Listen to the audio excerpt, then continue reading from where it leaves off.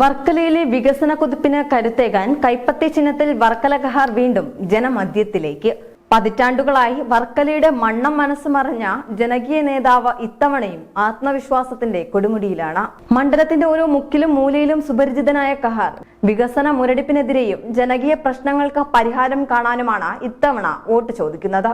വർക്കലയുടെ tourism സാധ്യതകൾ പ്രയോജനപ്പെടുത്തുന്നതിലും തീരദേശ മേഖലയുടെ പുരോഗതിക്കും അദ്ദേഹം നൽകിയ സംഭാവനകൾ വോട്ടർമാർക്കിടയിൽ സജീവ ചർച്ചയാണ്. വർക്കലയിലെ കുടിവെള്ള പ്രശ്നം, കാർഷിക മേഖലയിലെ പ്രതിസന്ധികൾ, സാധാരണക്കാരുടെ ജീവിത നിലവാരം ഉയർത്തുക എന്നിവയാണ് തന്റെ പ്രധാന ലക്ഷ്യങ്ങളെന്ന് അദ്ദേഹം വ്യക്തമാക്കുന്നു.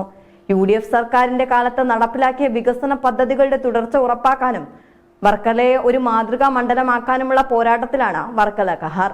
പ്രവർത്തനങ്ങൾക്കിടയിലെ ആവേശവും ജനങ്ങളുടെ സ്നേഹവും ഇത്തവണ വർക്കലയിൽ വലിയൊരു മാറ്റത്തിന്റെ കാറ്റ് വീശുമെന്ന് ഉറപ്പു നൽകുന്നു. കൈപ്പത്തി ചിഹ്നത്തിൽ വോട്ട് രേഖപ്പെടുത്തി തന്നെ വിജയിപ്പിക്കണമെന്ന അഭ്യർത്ഥനയുമായി വർക്കല കഹാർ മണ്ഡലത്തിൽ പര്യടനം തുടരുകയാണ്.